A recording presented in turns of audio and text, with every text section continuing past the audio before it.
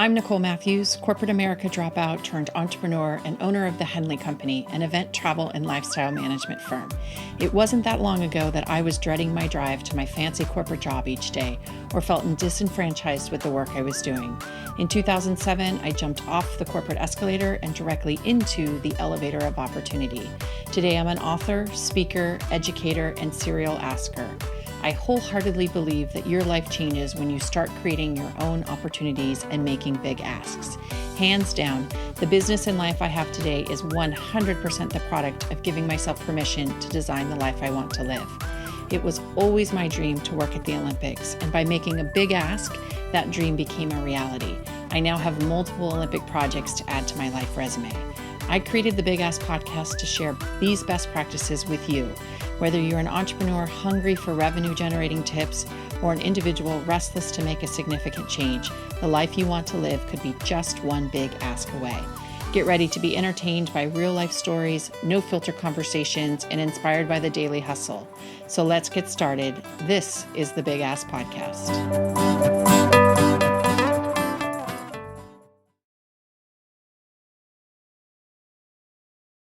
Everyone, and welcome back to the Big Ask Podcast. I'm Nicole Matthews, and I'm delighted to be here today with my friend and colleague, Noor, who's the Vice President of Community Relations at Bank of America. So hi, Mary. Thanks for joining me. Hi, so glad to be here. Oh, that's wonderful. So you and I have known each other professionally for a few years now. We shared a membership at a professional business club called the University Club here in San Diego, which is where we get to meet dynamic people like you. So so tell us a little bit about your role at Bank of America, and let's just start by getting to know each other. Absolutely. Well, thanks so much for having me. I'm delighted to be here. Bank of America, I've been with the bank now a total of 14 years. I can't believe it's been that long. Wow. And currently I handle our strategic initiatives when it comes to workforce development basic needs and with our foundation. So part of that is the philanthropic side of the bank, basically, is that I work with, which I love. So especially in times like this where, craziness is happening. I get to be more engaged with my nonprofits and get to know them at a different level and see what it is I can do to help them and vice versa. But it's just great. So that's my role and I love it. Every day I make a positive change. So it's a lot That's of fun. amazing. So basically you're responsible for the pot of money that Bank of America wants to give away to the community for Yes, nonprofits that are doing important work. yes, yes. We work with a team and we get that taken care of. And it's nice to be on the other side where you're giving money. So Yeah, it's a lot of fun.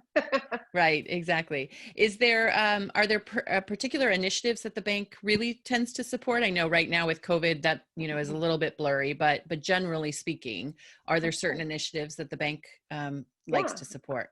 Absolutely. Our foundation really is focused on economic mobility.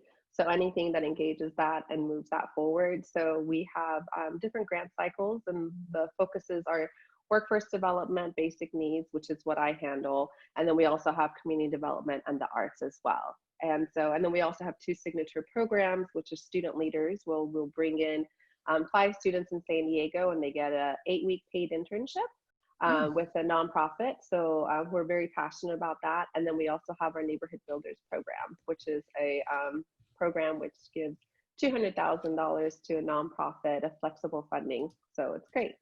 That's amazing. Oh my goodness, what an Yeah, opportunity there.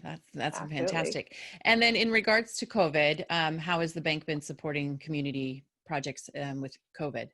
Absolutely. As you've heard throughout this whole process back in March, as COVID started really increasing, Brian Moynihan has just stepped up his leadership. And it's just been amazing for me as an associate, just seeing when there's time of crisis, how a leader comes up and shares what we can do and to make an impact in the community. So we had additional funding that came in so that we can go ahead and support nonprofits who are really upfront and taking care of it. So for example, we work with Father Joe's to give them funding for them to be able to take that money and help with the convention center as they were transitioning homeless into the convention center. We work with the food bank, San Diego Food Bank, and have done great work with them so that they can, with all of the necessities when it came to food and all of the drives that they had, how they could do Mm-hmm. that. So we work with some of the hospitals to make sure that we're, funding the front line, which is really important to make sure that they're supporting everything they can. So it's been really great. I have been super busy in the midst of all of this working from home. Hmm. Usually I'm at events or, and doing internal, external events, but this has really brought us all together as a bank, as all of our leadership team, seeing and hearing what the needs are, and especially our leadership team, and our associates. We have over 100 associates on different boards of nonprofits. So Wow. it allows us to be able to hear what each nonprofit needs. So our associates also have the ear to the ground and share with us what it is that their nonprofit's working on and focusing on. So it's been great. Yeah, that's amazing. You guys really do amazing work here. Thank I know you. nationwide, but particularly in San Diego as well. So thank Hmm. you for spreading those funds around to the important nonprofits. What Of would you course. say from a nonprofit standpoint when they know that there perhaps is a funding opportunity with a bank, Bank of America? What mistakes are you seeing that they're making, or where are there better opportunities for them to engage with funding sources like the bank? Absolutely. I think what I've seen the challenges have been for nonprofits. I think because capacity is limited, resources that they have, the challenge falls in the grant itself and how you're able to articulate what your ask is. So this whole thing of the big ask, right? So if you Mm-hmm. can't articulate that, and we go into a committee and we're reviewing applications, we can tell it's the difference between one application to the other, because one application really articulates and clearly says, this is the program we want, this is where the funds are going to go, we're going to do XYZ, where Mm-hmm. another application might just talk about the program in its totality. It doesn't share the impact it has, the number of people it will impact. So I Mm-hmm. think that's where the challenge I've seen some nonprofits run into. Yeah, that's great advice. People sometimes just throw a dart at the wall and they don't really pay Hmm. attention to the Right. requirements, or even if it's an area of funding perhaps that's not of interest to the bank. Right. There are a lot of clear guidelines sometimes on websites that say, we only Right. fund, like you said, financial literacy or Hmm. community programs or something of that nature. And here I'm trying to give Yeah. you an application for an environmental program. Not that that's not Right. important, but it's not in the But it's line not. of Right. Right. focus for the bank. Yeah. And the foundation does a great job. The website for Bank of America's foundation does a great job with Q&As and kind of explains, where we are. And I think that's the reason why we have a focus too, so that we can really Hmm. drive that, versus it just being like anything that comes in. So having that economic mobility lens constantly when we're reviewing everything really helps Hmm. us to into where we need to go, what direction. So. Yeah. You said you have been with the bank for 14 years. What position Mhm. brought you into the bank? I started with the bank as a teller right out of high school, and I worked as a teller. And the bank had an amazing program, and they still do, where the benefits we have, where they help you pay for tuition. Mm. So when I came to graduate, I thought that I'm going to go make millions because now I've got a bachelor's degree. So I left the bank, and then soon reality kicked in that it doesn't work that way. And so um, 10 years later, after three layoffs, I finally was at a point where I needed to come back. So I came back about 10 years ago, and I started again as almost a teller level, and then worked my up to assistant manager, and then branch manager. I went in back into Mhm. our consumer world, our retail branches. And then I got to a point where I was going to go to the next level, which would be like a market manager. But, this role became available at that time. There was only one in San Diego. And I have my master's in marketing. I love Mm. marketing. I love those type, think outside the box. So it was a great fit. So I got in right before they closed the rack, and here I am 4 years later. Oh, that's great. And I think it speaks to also people thinking, banking industry, I have to do something, in finance Right, specifically, perhaps, or right, as a teller. right. And it's nice to see this Yeah. role as part of the banking industry as well. Yes, there's so many roles, even to this day, that I've been back now 10 years. There's roles that I didn't even know that it existed in the bank. So I definitely want people to know, just because it's a bank, yet it is a financial institution, but there's so many opportunities across the states that Hmm. you can get into, whether it's marketing. I mean, we have a huge marketing, obviously, in Charlotte, and then also in San Francisco and other Mm. areas.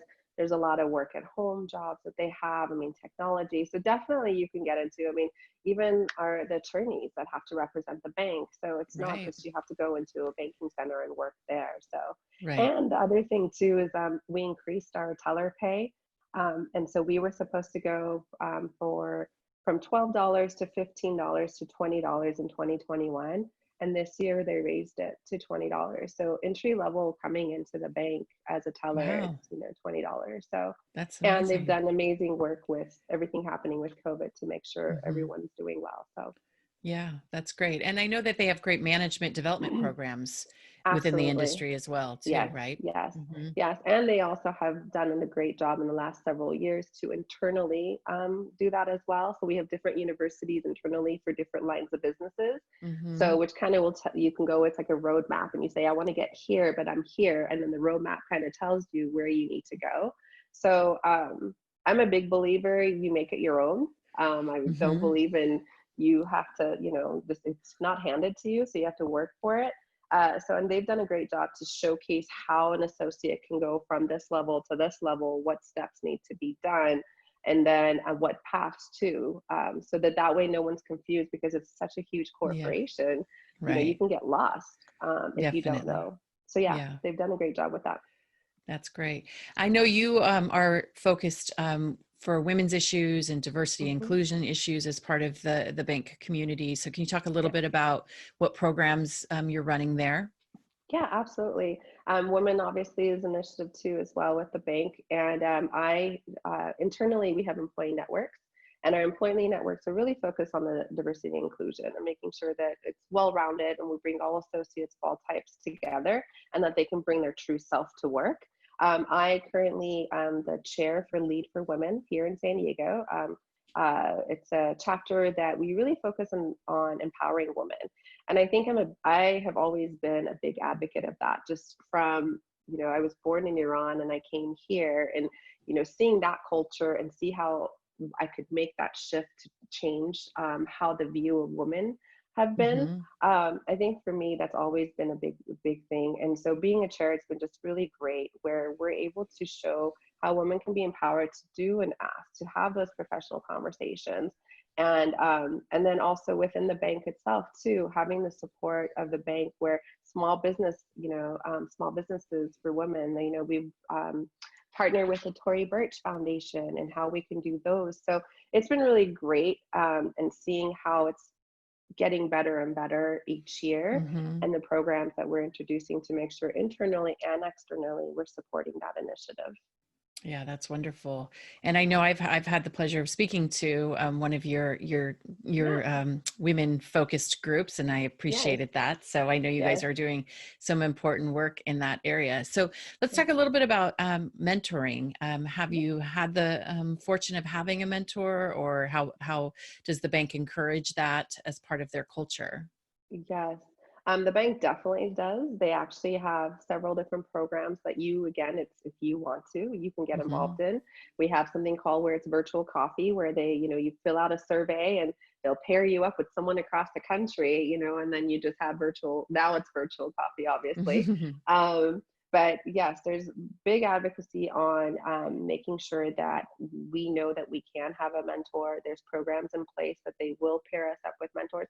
But I also honestly believe for me, since I've started my career, I've always been on the hunt for a mentor because I Hmm. feel like that's really important.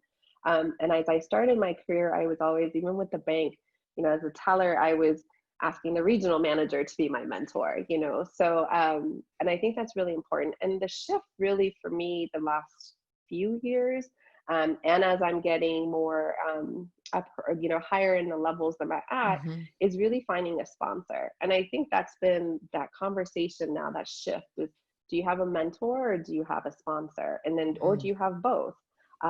So I think it's really important for people to have both, to Yeah. support them in areas. So like as How you've would shared, the what's board the of directors. yeah. What's the Yeah. difference between a mentor and a sponsor That's a for great you? question. For me, a mentor is one that can give me the guidance when I need it and they need to keep me real. Or if I'm just like, this is what's going on and this is how I responded. Is this so you can go to them Hmm. to know that they are going to tell you the truth. A sponsor really is when you're not in that room, and your name comes up. The sponsor is the one that could be representing you and talking Oh, to what you've good. done or what you haven't done. So Hmm. they're basically your voice in a room that you're not in. So that's how I look at them, the difference for me. Oh, that's fantastic. I mean, what better Mhm. credibility than to have someone talking about you, hopefully in the right way, In the right way, when you're right? not, yeah, when you're not in the room. I think that's a really important distinction between those, but an Yes. important point. Yeah, that's awesome. So, so beyond, I mean, obviously, COVID kind of, everything's turned upside down. I know you're working Hmm. from home Hmm. now, and the funding initiatives have changed for the bank given COVID, but where do you sort of see the direction of the banking industry as we move into kind of a new era here? That's a great question. I think we have seen a huge boost in the mobile usage, Hmm. which we thought, it would be steadily. I mean, we were from probably where we are now. I don't have the numbers, but I think it was probably they were projecting it to be maybe next year, the following year. But we've seen that where within the finance business itself, that they've gone with ATMs and the mobile. And then I think the other aspect of it too is that the banks has really realized that we can still continue to do our job, Hmm. and still work from home. Yeah. Still be making sure that everything is taken care of. So I think that shift where they're going to look at things differently, where do we have to be in the office? How often do we have to be in the office? Hmm. They were able to deploy laptops to everybody to get them working within 2 weeks when everybody had to stay home. Wow. And the fact that we realize our technology is so advanced that we had the capabilities to do that, I think it's going to look a little bit different. There's going to be a new norm that's going to be out there. How that's going to transition, I'm not sure, but Yeah. it'll look different than what we're used to. Yeah, I agree with that. I think that the sense of everyone having to go to an office to be productive, I think, is Hmm. quickly coming to an end, and we're all realizing how productive everyone can be in their Yeah, own environments, right? absolutely. Right. Absolutely. I think the one negative of that, though, is just that team camaraderie, or seeing a colleague Hmm. in the hallway, or that kind of Yeah. thing. To Yeah. to your point about having a sponsor, the further you Right. physically get away from people, Yes. sometimes those Yes. kinds of things are Yes. challenging. So how you have to step up even more when you are looking to grow into a role and all of that, making those Right. connections, even if it's by Right. Zoom or email or Right. LinkedIn, Hmm. staying really current with all of Yeah, that absolutely. as And well. that's so true. I mean, I'm an extrovert, as you know. I love being Hmm. out there. And I think it was a huge adjustment for me the first month when Yeah. this all happened. I was like, oh my gosh, what's going on? Yeah. But little by little, I was the one that would go down the hallway and say hi. Or if I had to Yeah. talk to someone instead of picking up the phone or emailing him, I was going into the hallway and having those conversations or going up three Right. floors. So that is a very great point. And as far as to what you said about a sponsor and how you would deal with that, I think it really truly comes back to us. I know with my mentors and sponsors, I send updates like, I can't see you. I know I haven't talked in a while because of everything going on, but I wanted you to know that I've done X, Y, Z. Or as Yeah. we had discussed previously, this is a project because you're right. If you're not there, you're not seeing each other, out of Hmm. sight, out of mind, right? So Hmm. just making sure you're a little bit more persistent with that. Yeah. I think that's great. I think that's great. And then as women are coming into the bank and having more leadership roles, are you seeing Hmm. sort of a change in a culture change, or organizational change, kind of for, Bank of America in particular, but perhaps the industry in general? Yeah, I think definitely in the industry and for the bank, I've definitely seen an amazing shift that's happening with Brian Moynihan's leadership and his direct reports that he has. Hmm. And that's the reason why I feel very passionate about being an advocate for women because I feel like women can have those roles. What the challenge is now is how they're asking for those roles and how do they get to those roles. Hmm. And sometimes women kind of second guess themselves. They'll look at, let's say, for example, they'll look at a job application, there's 10 qualifications. They Right. get to number three and they're like, oh, I don't have any of these. They don't even Hmm. apply. Where a Hmm. male has that self confidence to say, no, they don't even have maybe 9 out of 10. And they're like, I'm going to still apply. Right. So I think Exactly. that shift needs to happen within women Hmm. themselves to feel empowered. But then as a company, I've seen that huge shift because we are a huge advocate of women and what we can do to make sure that they're getting to where they need to be. Yeah, definitely.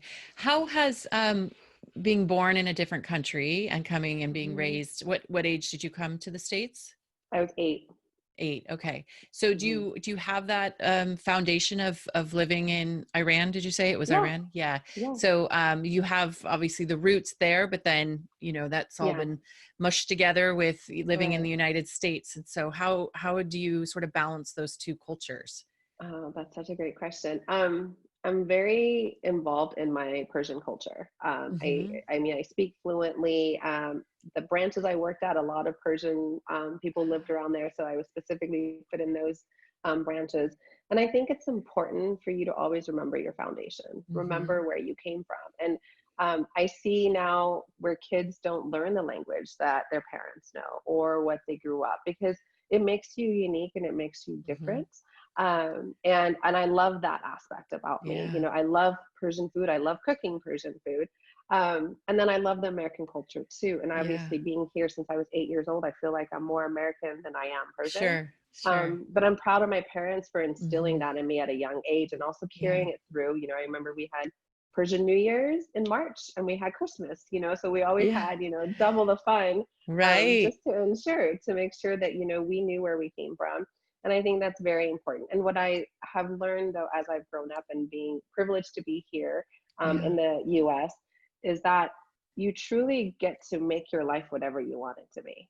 Hmm. So I've gone through, being a single mom and the challenges, working 2 jobs, getting my master's at the same time, and then coming into a corporate world and, working my way up the ladder. Um, Right. the opportunities, that's what I love about this country. The opportunities are there. You just have to go for it instead of waiting for it to be given to Yeah. you. And I think that drive coming from another country as well helps because you're like, Hmm. oh, I've come here, this is what it is. And Yeah. so now my parents sit back and they're like, oh, they have 3 daughters and all of them have their master's degree, they're very successful. And um, we've made them proud, but at the same time, we've learned Yeah. how to live with what's happening and what we need to do to ensure that Yeah. we take advantage of all of that. Yeah. No, that's great. That's so beautiful. And the way you've been able to blend both of those, Hmm. cultures together that's really special and brings a unique perspective also to the work you're doing at the Oh bank yeah, as well. For sure. For sure. absolutely. So, Yeah, so let's segue a little bit into the big ask since that's the sure. theme of the podcast. Of So has there course. been a time either personally or professionally you've had to make a big ask and kind of what was that process like for you and what was the outcome? Absolutely. Well, I'll go twofold. So the big ask, Okay. I'll answer your question. The big ask has really been professionally, like when it comes to promotions, Hmm. and how do you have that conversation? Because a lot of people are very timid to ask, and because they're afraid that if they tell their manager they want to go to the next role, the manager is going to Hmm. think that they're not going to be doing the work as much, Right. so they choose not to. But the time that I asked that I wanted to go into the next role, and it was the current role that I'm in.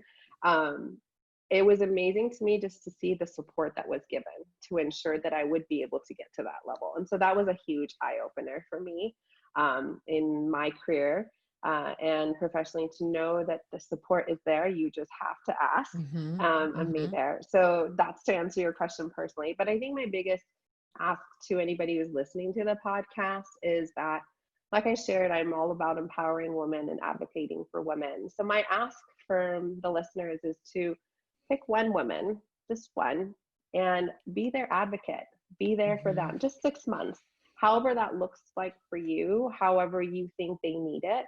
I think it's important to make sure that and then you'll see the shift that's happening from the very beginning you started to at the end of 6 months. And Yep. I'd love to hear from the listeners, message me on LinkedIn, Yeah. like, how is the progress going? It'd be Yes. great. So I think that's Yeah. my biggest ask is be an advocate Yeah. for women and see that change happening and that shift in culture happening.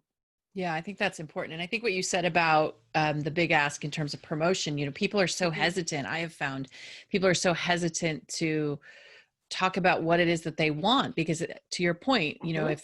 if I'm saying, I'm in this role, but I aspire to be in another role, people will think, oh, Right. well, she's just trying to, Right. she's not focused here, or she's just trying to get to the Mm-hmm. next level or whatever. But Right. all too often, perhaps your manager didn't know that you felt Right. ready, or you Mm-hmm. were had that aspiration. And so by not sharing that, I think you're doing yourself, a disservice. It doesn't hurt to at Definitely. least have the conversation. It doesn't mean that that promotion comes tomorrow, but Right. help me. And then as a manager, help me to get to that next level. That's really what my aspiration Absolutely. is. Yes. Yeah. And I think your mentors and your sponsors as well are definitely the ones that you should be having that conversation with as well, because they're going to Hmm. be in rooms where decisions are going to be made and that you're Yeah. not a part of. So I think that's true, and we kind of just tend to shy away from it because Yeah. it's a hard conversation, and we've never been taught how to have that conversation. I think that's the other Right. part of it too. So yeah, Right. agree with you. Yeah. Since we haven't been taught, how would you coach someone into having that conversation? Um, I think for me, I'll share my experience. Hmm. The role that I wanted to go into, I had a conversation with a senior leader, and I said, I'm very interested. 5 years before I got this role, I said I'm very interested in this role, right? And then their response was, just keep an eye out for it to see when the opening happens. Then what I started doing was knowing what the role is, and then kind of starting to figure out what specifically in my current role I could tie back to the role that's what I Mm, want. And then yeah. when I had the conversation with my manager, what I still articulated that I do this, I do this, I do this, I do this. And I think this is a good transition and tie in into a future role that I may have, that I Hmm. might be interested in. And so they still feel secure that you're still doing the role you're supposed to do, but at Yep. the same time, then you kind of planted that seed, the possibility of a future growth. So I think that was my approach. And I think the other thing too, I mean, the world of internet right now, you could, Hmm. go on YouTube and Google. I mean, I remember being a branch manager, and I was like, how do I have conversations with millennials? What do I do with Yeah. this scenario? And then there's like a whole bunch of stuff. So we can definitely teach ourselves some. It just takes um, that that you need to have to make sure Yeah. you go out there. Right. And it really is about building your brand, even when you're internally, Hmm. the brand of Mary, like the brand, Yes. even within the bank, even, people think branding in terms of companies, but Yeah. it's about personal branding too, Oh, you absolutely. know, I and, couldn't and agree I, with you more. yeah. And I mean, I know you're really active on LinkedIn. I see all the great stuff that you Hmm. post on LinkedIn, and, all of that's just playing into your brand as well, which Yes, is really important. absolutely. Yeah. Absolutely. Yeah, that's great.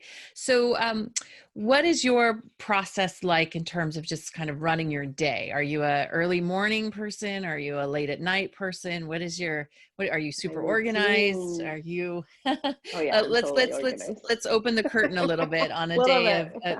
of the day of Mary. So what does Very, that look very. like? Um, I usually wake up.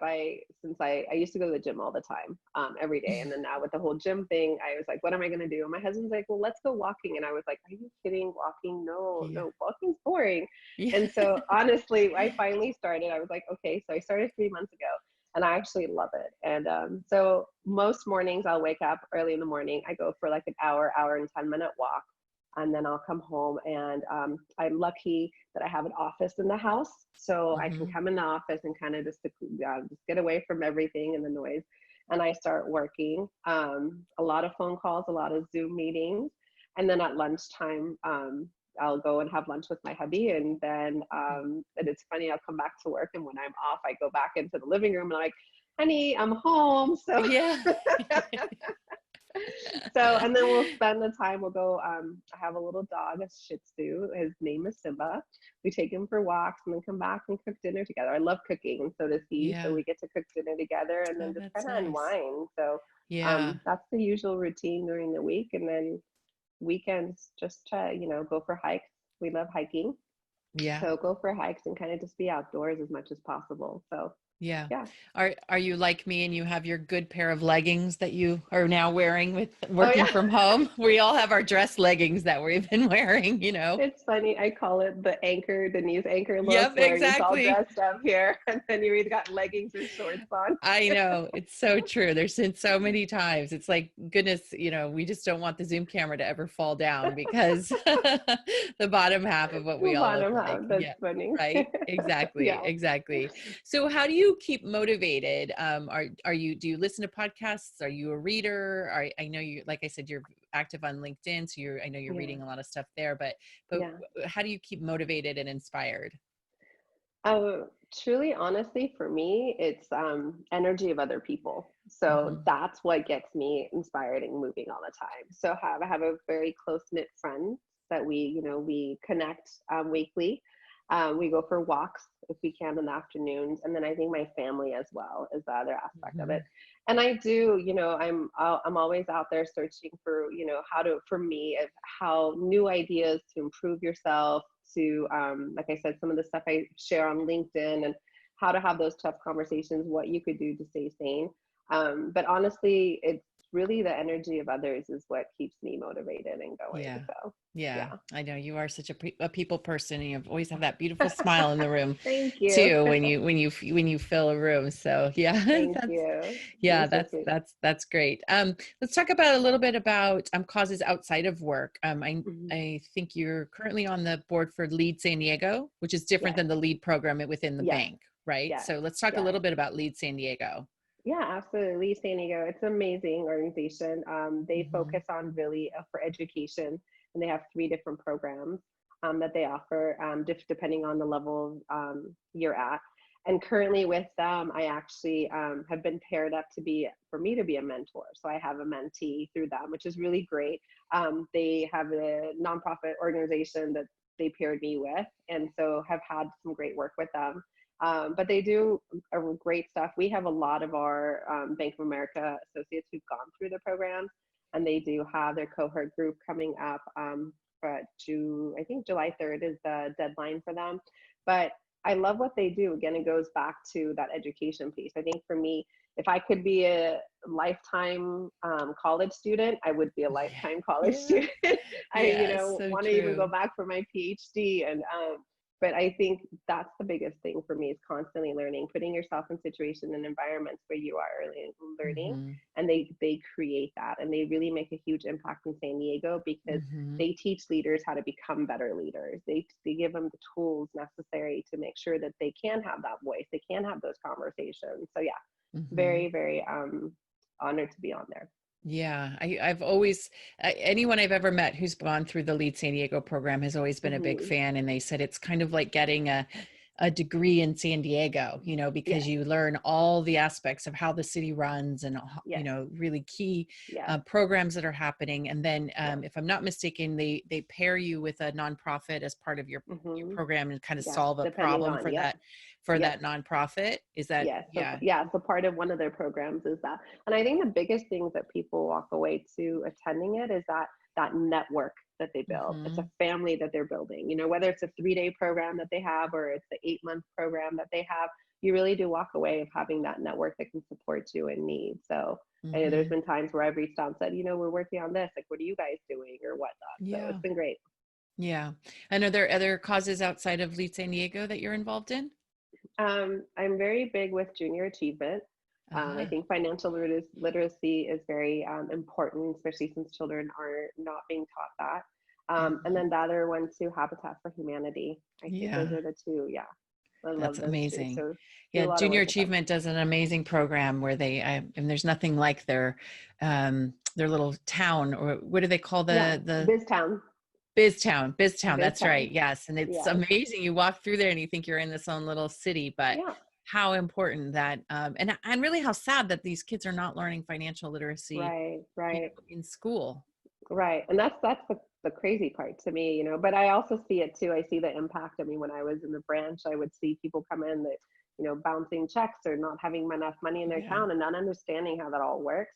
So they do a great job with BizTown and teaching kids. And then internally too with the bank, I support our volunteer efforts. So I lead our volunteers to go in and we do Junior Achievement Day where we Yeah. take about 25 or so of our volunteers and they go into the classroom for 3 hours and kind of teach. And they actually did a great thing with now with this shift that virtual needs to happen.